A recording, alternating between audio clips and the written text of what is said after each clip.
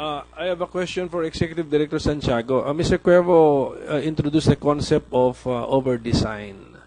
Over-designing an infrastructure project. Is this one possible way of overpricing an infrastructure project? Good morning, Your Honor. Your Honor, before an infrastructure project is commenced, there's a detailed engineering and design. Right? I mean, this should be based on standards. So the standards would have materials in it. I mean, the composition of those designs as to materials, the works, the equipment that will be brought in will be based on a specific standard. So, I mean, if there are more than materials that are needed, that could be a basis of say overpricing. But of course, I'm a lawyer by profession, so I'm not an engineer, Your Honor. But so far as the procurement law and rules are concerned, if you put more than what is needed, say for example in the preparation of the approved budget for the contract or the ABC, this can be bloated. This can be more than I mean, what is normal can be more than normal if you put in more materials, equipment that's needed for the construction. Have you encountered a trend towards this? Your Honor, the Government Procurement Policy Board and the Technical Support Office is a policy-making body. We receive information or complaints on these matters, but we don't investigate on this. Yes, but you have encountered complaints about over-design related to overpricing, an allegation of overpricing. More on complaints about non-compliance with the rules. With the rules. Yes, Your Honor. No, because when you say standards, that's why to release the project from standards, you will introduce some green concepts or efforts to become a green building. So, in effect, you're no longer a standard building. So, is that also a possible way of circumventing established figures or prices so that you can insert bloated figures and then thus leading to an overprice? Your Honor, there's a concept of green public procurement alongside the concept of a sustainable public procurement. When you talk about sustainable, you look into the social, economic, and environmental aspect of the procurement. Now, insofar as green buildings are concerned, there are green buildings, Your Honor. As a matter of fact, in the United States and even in Europe, there are green buildings and there are green engineers even. And then it will be more costly if the building is constructed as such. It's a green yun na nga. Let us say there is an attempt to be a green building, but not a certified green building. Because this is what happened in the Makati parking building too. They incorporated features which they claim will make it a green building, but there was no serious effort to make it a green building which can be granted a certification by these certifying agencies.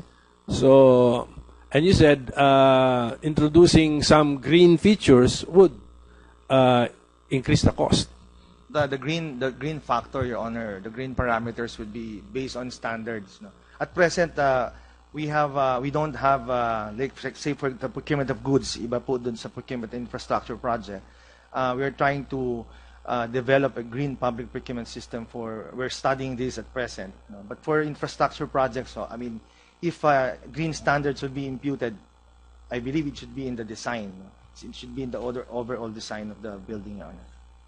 Kaya nga, but in this particular case, Executive Director, in the design, they introduced some green concepts. But they never really intended it to be a certified green building. Iba yun eh. Sabi na nila, may green concepts yan, pero may certification ba? Wala, because we never intended it to be a certified green building. But the introduction of some green concepts in the design would increase the cost. It might, Your Honor. Say, for example, if you're using a simple fluorescent lamp as opposed to an LED lamp, then LED is more expensive as opposed to fluorescent lamp. So in that sense, it become more expensive, Your Honor. Yeah, and then since it is not, it is only a half-hearted effort to be green, you don't get a certification. So there's no need for a certification. But you increase the cost because you claim you have some green aspects in the building. That might be the case, Your Honor. Yeah, ganun nga. So, Executive Director Santiago, can you inform this committee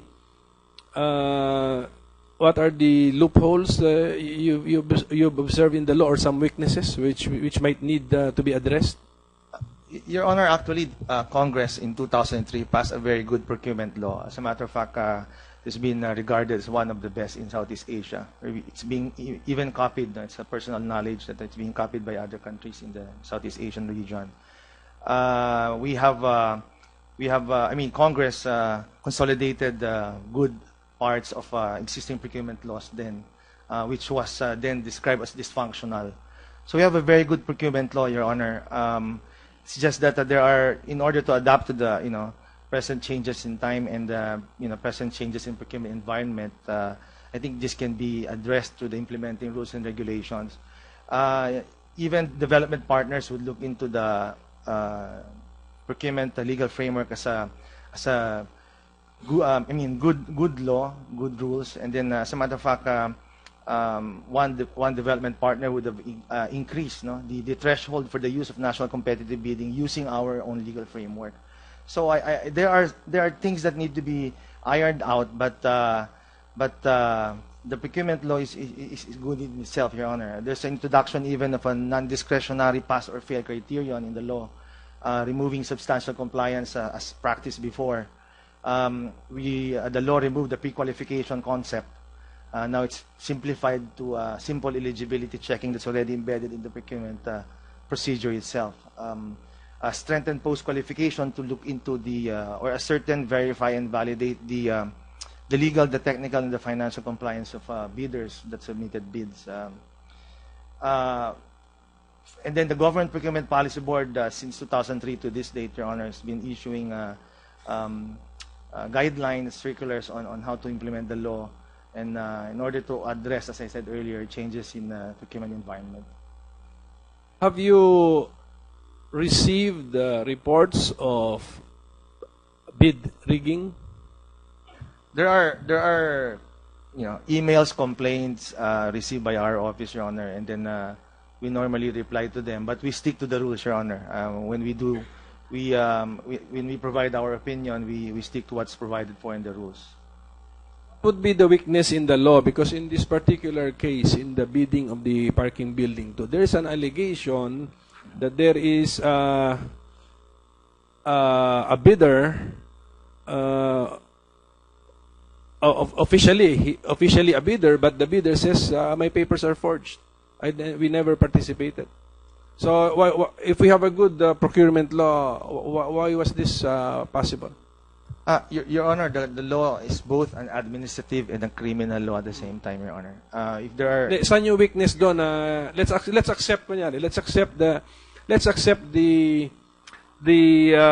statement of that person or that company that he or it never participated in the bidding, and yet official records will show that it is one of 3 bidders.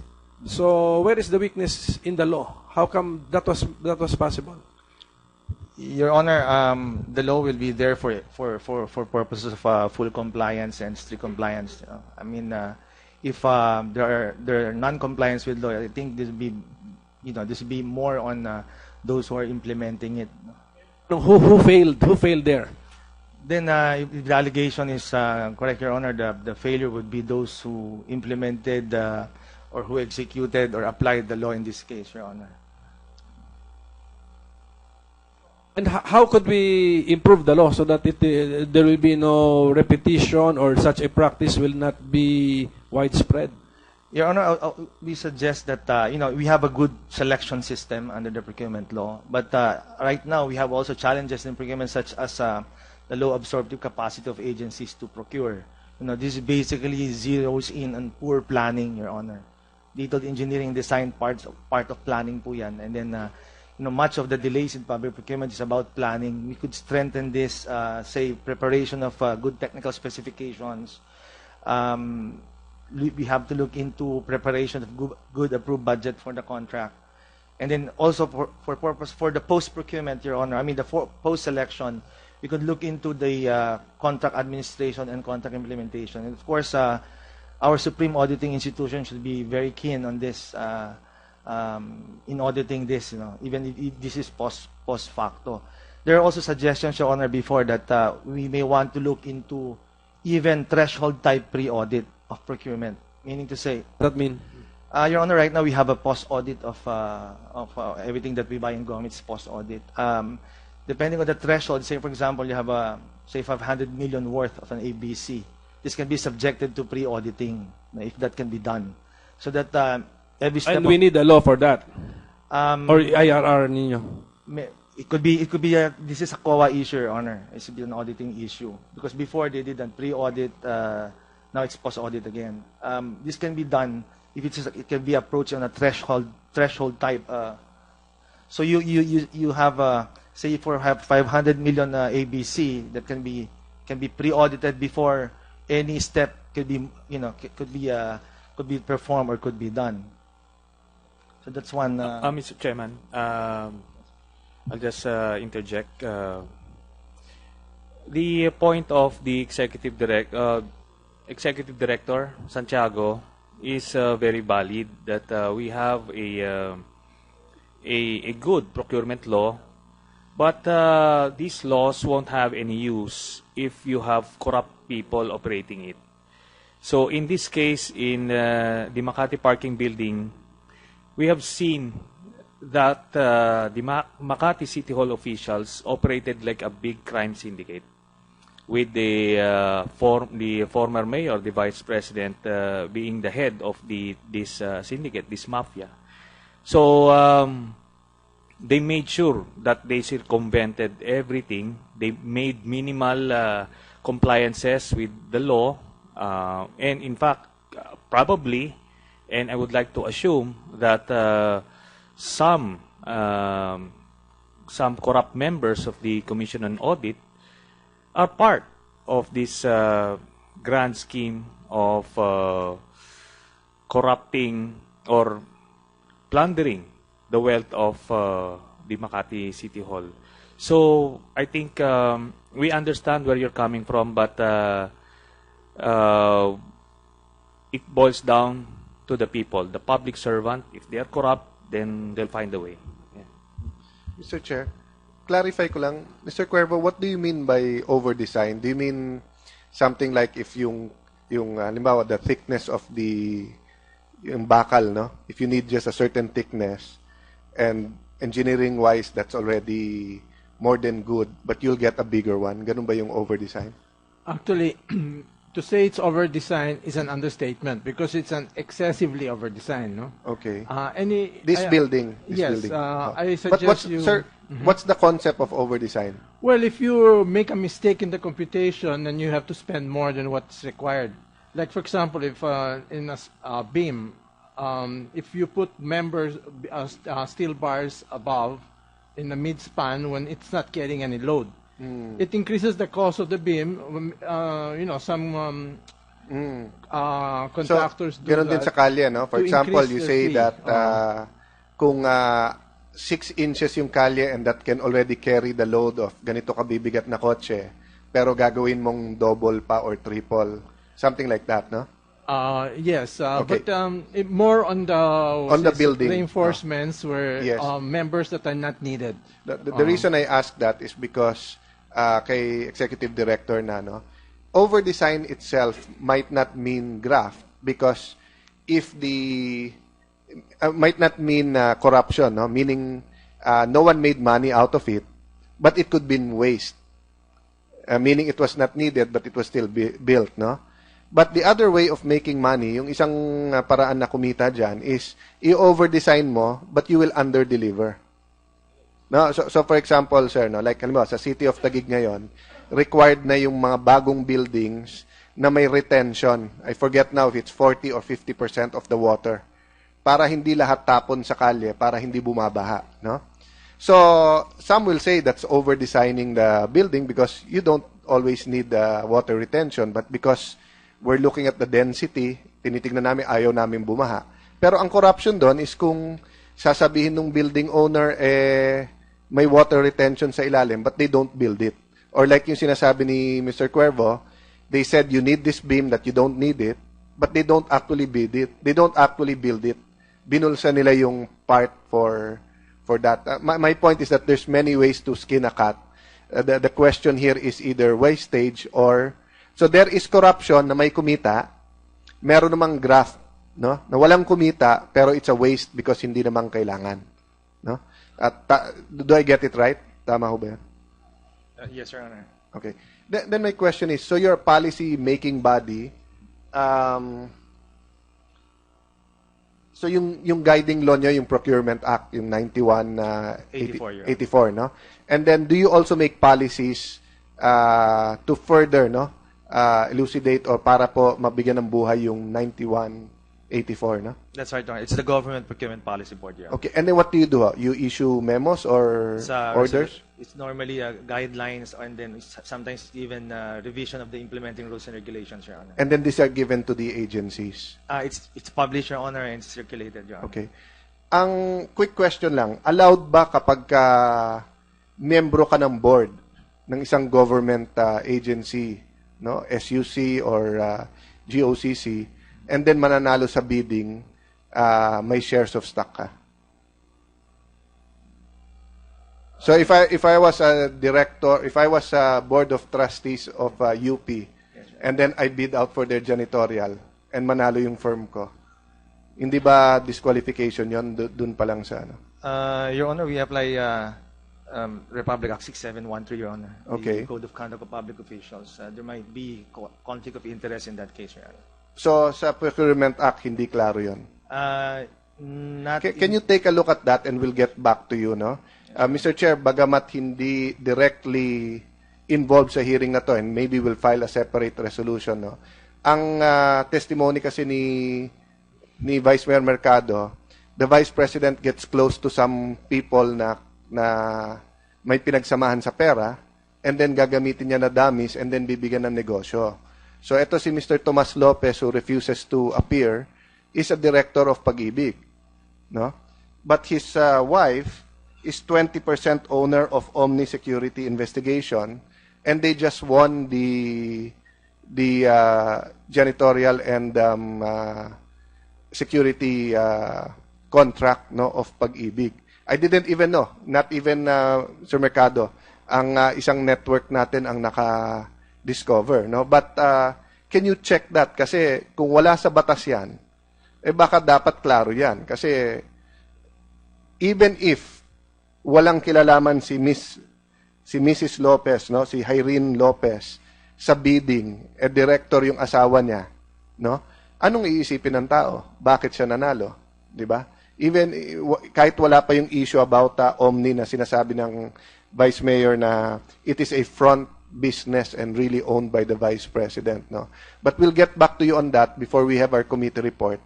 Can you tell us directly, Executive Director, at that time, no, whether the board will recommend, whether it's in the law or whether you are asking us to amend the law, that kailangan walang conflict of interest whatsoever when we're dealing with the government, hindi private to, yung sa government. Thank you, Mr. Chair. Executive Director Santiago, how about transparency? How can we improve transparency? Because this is the scenario, no? The bidding under investigation, or the first bidding, happened in 2007. One of the official bidders who allegedly participated only knew of his participation in 2014 and in two biddings. Not only in one bidding, but in two biddings. So, where is the weakness in the law? How come nobody told him or that firm that, hey, you were reported to be a participant in this bidding way back sana in 2007 or 2008, so that they could have moved immediately? 7 years po. Yes, sir. Nagkamot nga siya ng ulo rito, sabi, hindi ko alam, bidder pala kami way back in 2007. Your Honor, when the law was crafted, one of the main principles behind the underlying principles of public procurement is transparency. It's well embedded in the law. As a matter of fact, there are, transparency aspect is spread all over the law and the implementing rules and regulations. You have, say, for example, the PhilJEPS, or the Philippine Government Electronic Procurement System, as the central portal of information on government procurement opportunities. For projects, for the invitations to bid, these are posted in the PhilJEPS, and then for projects, say for goods procurement above 2 million pesos, this is advertised in newspapers, in newspapers of general nationwide circulation. For infrastructure projects at above 5 million, this is also advertised in newspapers of general nationwide circulation. Now we are in the electronic era, Your Honor, and procuring entities, as we call them, they would have normally, specifically in Manila or in the NCR area, they will have their websites. No, procurement law and the rules would say the invitation to bid must be posted in the PhilJEPS, the website of the procuring entity, and at conspicuous places in the work area, or in those areas where it can be seen, the invitations to bid. For any changes in the bidding documents, any say change in the technical specifications parameters, these supplemental or bid bulletins are issued as well, Your Honor, and they are again posted in PhilJEPS, the website of the procuring entity, and in bulletin boards. Even the contract award, Your Honor, they are posted in the PhilJEPS, the website. The notice to proceed posted as well, Your Honor. Even the contract itself need to be posted. At present, Your Honor, the government ventured with what we call the open data, where contracts of government agencies are made clear. We also have transparency seal, Your Honor, that where projects, the APPs, annual procurement plans are posted. So the transparency is all over the place, Your Honor. So we would know the winning bidder, the identity of the winning bidder. Yeah, yes, but for a bidder or personality which has been secretly or unlawfully used as a bidder, he will not know. I suppose so, Your Honor, because kung hindi ho siya nagbid. Hindi siya tunay nagbid, but officially bidder siya. He will not know, in spite of all these transparencies na sinabi mo. I would say so, yes, Your Honor. That's why I said, Your Honor, that the law is, there are all these parameters in the law. Okay, kasi you mentioned the online reporting, but of the winning bidder. Yes, Plus the notice to proceed, the contract. But the contract will reflect the name of the winning bidder. Yes, but not those who participated in the bidding. Your Honor, normally they would have their procurement monitoring report. No? But this one area that has to be still ironed out, because procuring entities need to submit procurement monitoring reports. That would include the data or information on who purchased the bidding documents, where will they submit this? Normally they will have to submit it to us, Your Honor, but compliance with how is the compliance? Very poor, Your Honor. And what do you do with the submitted reports? You don't publish this you don't publish this, you don't post this on the internet? We do, Your Honor. You do? Those that are submitted to us. Since compliance is poor, marami ring hindi reported. Yes, Your Honor, I suspect so. Yeah.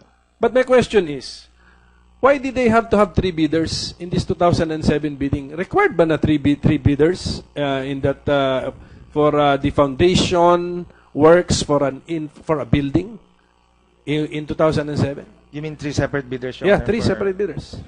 Because ganito yung nangyari.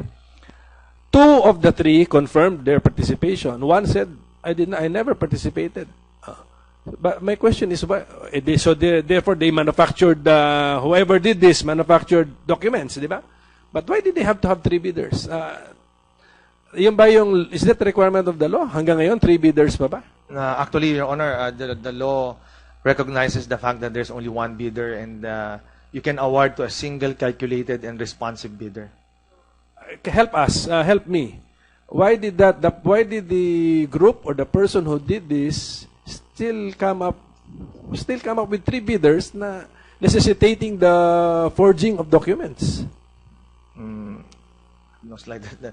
I have not. I don't have any idea. But at least the law, the procurement law, as it is crafted now, allows for a single calculated responsive bidder, Your Honor.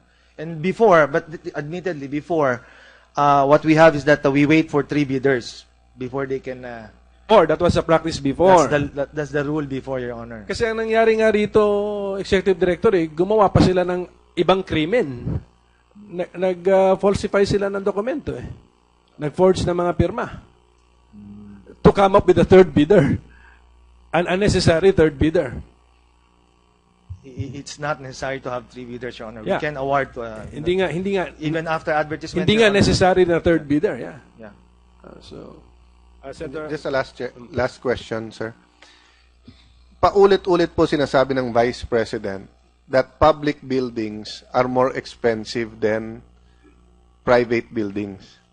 Same building daw. Pag public at private ang gumawa, mas mahal daw ang government. Inulit po ng Hillmarks dito yon. Hillmarks said the same thing. So I went through them line by line. No? And we discovered in government procurement, may limit ng profit ang government contractors in infrastructure. Correct, sir? They have that Cap. That cap, yes. Yeah, may cap. Ibig sabihin, I think in that case it was 10%, no? Hindi pwedeng lumampas ng 10% ang profit ng contractor doon, no? Samantalang they can go above that. Of course, if they lose the bid, that's up to them. But since we're talking about luxury buildings, etc., no? They usually put about 13 to 14%. Sometimes they lose a little bit because if there's a mistake, they carry it. They absorb it, no? At saka depende sa gagawa ng building yun eh. Some people make a building, kung 1-2%, and it's a 1 billion peso building, they won't mind 1-2% more if mas may kumpiyansa, if they believe more on that person, no? Or that company doing the reputation of that company, no? So, having said that, no? As the director, no, of the government procurement board, no, do you see any reason for a public building, no, apples to apples, no, exactly the same building, to be bidded out by the private sector and bidded out by the public sector? Halimbawa itong GSIS building, if we were going to duplicate this building, the government bids it out, the private sector bids it out. Is there any reason na maging mas mahal kapag gobyerno? Theoretically, of course. Well, Your Honor, there are a lot of factors that they say the bidders would attribute it to, say, for example, the slow payment of government. That's why they put in more to their cost of money, and then say delays in payment. Sometimes, even if there's already a contract, construction is done, yet they're being paid late. So these are some of the factors. I heard that, but I also asked that sa kanila. Sabi nila with interest rates now very low and everything. First of all daw, mabilis magbayad ngayon. Because flushed with pera ngayon yung gobyerno. Secondly, it doesn't apply daw to local governments because local governments, unlike national government, they have to have the money ready. But sabi nila, at worst case, you're talking about 5 to 10% interest rates. So if they can put that as the cost ng money nila, no? 3, 4, 5%, hindi tataas ng 5, 6% yung cost nila sa private. But having said that, sabi nila, palusutin na yon. Because you're supposed to have a bond that you're not borrowing money. So you're not supposed to have a cost of money in your cost. Dahil hindi dapat ka kukuha ng kontrata na wala ka ng puhunan. Correct? Yeah, yes, Your Honor. Sorry. So, even assuming what you're saying, those factors are true. So let me modify. Is there any reason that a private building, exactly the same, will cost 50, 25, 50, 100% cheaper than a public building? I may not be the best person to answer that, Your Honor, because this would entail probably engineering details already, Your Honor. But everything is the same. Ang pinag-uusapan lang profit eh. One gets 14% profit, one gets 10% profit. We'll have a problem if you cannot say that because that means there's something wrong with our law. Our law is supposed to produce the cheapest but best made buildings or procurement. No? Your Honor, not necessarily the cheapest, Your Honor. Well, that's why nagbibidding eh. Yes, Your Honor. Diba? Yes. That's why the cheapest available. They're not allowed to go beyond 10%, but they can dive to 5%, diba? bidders, they do that, Your Honor. Just Yes. sometimes just to get the project. And I've asked around sa industry, no one goes below 8%, even sa private. So what other reason would you have na ang isang public building would cost 50, 100%? The public should know this eh. Because if you have someone like the Vice President who's saying he's the next president and saying okay lang na pag public building 100% more, our mayors, governors, DPWH will think that's normal. Your Honor, I think we have to look into, like, say, the approved budget for the contract. If you look at the No, but way I'm- they priced it. Sir, I'm talking about in general eh. Yes, Kasi I'm bothered with that answer dahil tinanong ko to sa COA. Sabi ko sa COA, paano kung bond paper, no? It's 1 peso sa National Bookstore, no? And then may nagbid sa amin 120, 1 peso 20 cents. Can I cancel the bid because it's easier, it's cheaper to buy it there? They said we can. Because the government should not pay more. The same thing with medicine. I asked them, halimbawa, paracetamol. If the paracetamol is 5 pesos, generic, halimbawa, and then they said in Mercury Drug, it's 3 pesos, you can cancel the bid dahil mas mura doon before it is awarded. That's why, Your Honor, I was going back to the idea or the concept of the preparation of the approved budget for the contract. Because if the ABC is bloated, there's more than what is supposed to be there, then the bidders will basically, because we have that concept of the ceiling for bid prices, Your Honor. That's right. Yeah. So, but your ABC should not be bloated. That's a violation of the law. Eh. Exactly, So Your I'm Honor. saying theoretically, whether you bid it out privately or government, the buildings should come out basically the same. Yes, Kung Your may difference lang, yung difference ng profit and siguro if there's some materials or some expertise that you want to pay another person. But apples to apples, no? The same water na ganito at the other water na ganon, hindi pwedeng piso to, 3 piso yon. Diba? There's something wrong with our procurement system. If you're gonna say, if I buy this privately, it's 1 peso. If I buy that, it's 3 pesos. If you tell me, if it's 110 private piso because they pay cash, tayo we pay 10 months to pay, I'll understand that, no? But if you tell me 3 piso pag gobyerno, piso pag private, may malaki tayong problema, sir, di ba? That's right, Your Honor. That's why I was going back nga to the ABC, because if they prepared it too high, the bidders would just... Yeah, but that's, I'm saying, that's already, pinaikutan na yung batas nun. Di ba? Yes, Your Honor. So, isa tanong ko na pwede ba? Pwede kung dadayain yung ABC. But assuming tama yung ABC, kasi ang private pwede rin nilang dayain yung ABC. Kaya lang, magbibidding sila, mabubuko nung may-ari. Di ba? So, theoretically, di ba, if we follow everything and the private bidders follow everything, the price should be very similar. I agree, Your Honor. Okay. Thank you for that, Mr. Chair. Let me pursue the ABC. Who or what agency should capture a bloated ABC? Well, Your Honor, at the end of the day, it would be the Commission on Audit, Your Honor. Kayo wala. Hindi ho kami, Your Honor. Gusto ba ninyo na may role dyan? Your Honor, it's a good, it's a suggestion before, right, when the law was being crafted, that the government procurement policy board would have investigatory powers, even subpoena powers. But it was decided then that, it should be purely policy making, so that it will be separated from, which is a good, template, Your Honor, for a good procurement system. Policy lang. Yes, Your Honor. Para hiwalay po yung investigatory. But sometimes you would wish na meron kayong investigatory Sige, hindi, power. bigyan kita ng time. Pag mayabang mo nga, ano naman ang magagandang contribution na ninyo sa policy? Your Honor, regarding say, there's a lot, Your Honor, in the list. Say the strengthened post-qualification under the law,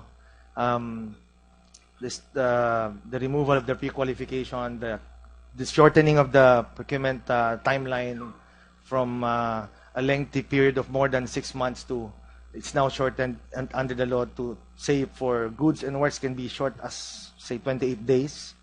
124 days for the latest period. The use of bid securing declaration, Your Honor, where instead of posting bid securities where there's cost to bidders, then they simply submit statements. There are revisions of the rules that would adapt to the changes in times, Your Honor. Specifically, with we also hear feedbacks from both bidders and government. No? But of course, with the manner by which we apply or interpret the rules still remain, in all its strictures, Your Honor. Trillanes? Thank you, Mr. Chairman. Actually, I have a proposal in line with the question of the chairman. The investigative powers within the executive branch, I think, should belong to this anti-corruption body that I'm proposing to be created under the Office of the President, who can investigate all acts of corruption and graft within the executive branch, and with all the different areas of expertise, from infrastructure to ordinary procurement to military procurement, and that way it will have that authority and that teeth to really cleanse the bureaucracy. Because right now, if we rely on COA, the COA sometimes may not be technically competent also. They rely on what was given to them, and they rely on financial audit heavily. The documents presented. So if all of these documents are fabricated and forged as what we have seen during these hearings, then they won't see anything wrong with it. Worse, if the resident COA auditors are in cahoots with the public officials involved, then you really won't see anything. And I think that's one of the legislations that we can put forth in light of this investigation. Now, Mr. Chairman. Still questions for Executive Director Santiago. So what is the power of the board? You issue implementing rules and regulations. Yes, Your Honor. The board already issued the generic procurement manual, standardized bidding documents, and in the course of the implementation of the law of policies, Your Honor, through resolutions and circulars, amending even the implementing rules and regulations, Your Honor. Has the board ever defined the concept of overprice or overpricing? Not yet, Your Honor. Is that within your powers? It could be, Your Honor. Yeah. But so please study that subject matter. If through your board, through a regulation that you will issue, you could guide all of these procuring agencies on what constitutes an overpricing of a project. Because ano yung COA resolution 1990 something pa, no? Because when we asked the COA about overpricing, they cited a circular in the 1990s. And this is how I understood their explanation. COA will look at the agency's estimate, and then it will come up with its own estimate, and then multiply it by 1.1. If the agency's estimate is within COA times 1.1, then that's not an overprice.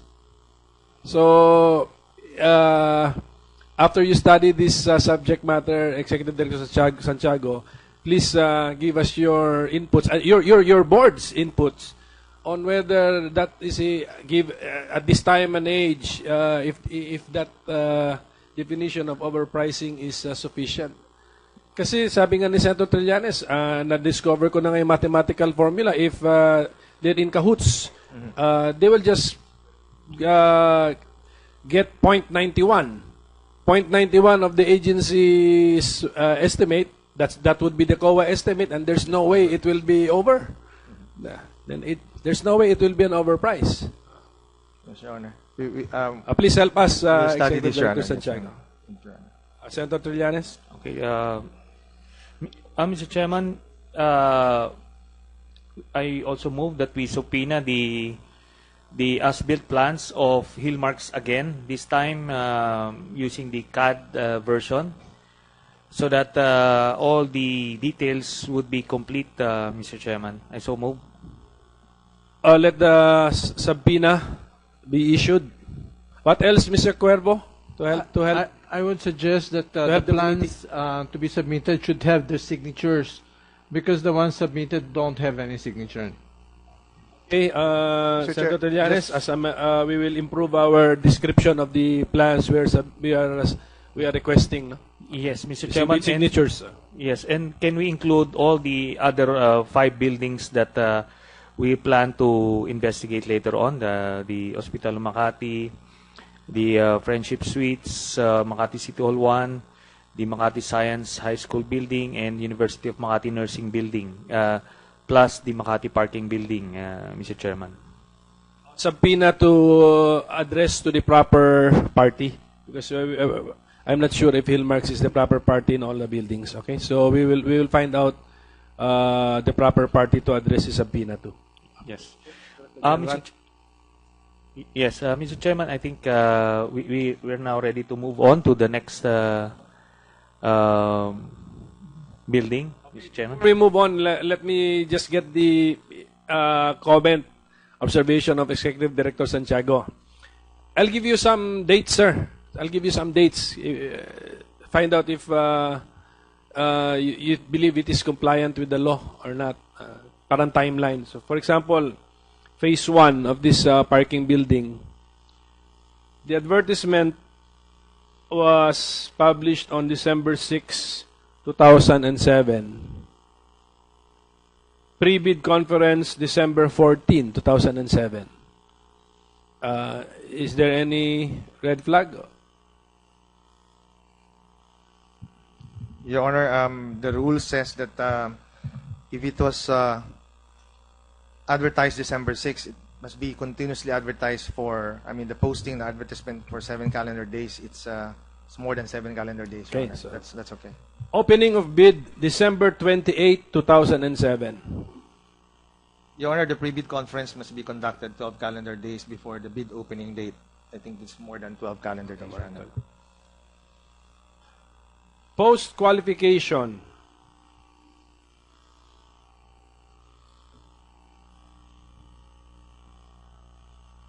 December 28, 2007 to January 4, 2008.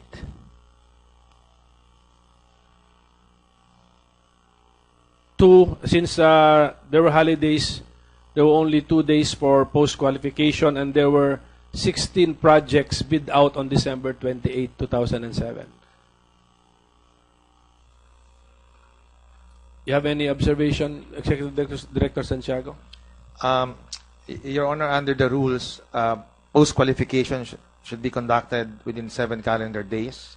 But depending from the start, when they started the bid, after the determination of the lowest calculated bidder, that's after bid evaluation, the post-qualification must be conducted within 7 calendar days.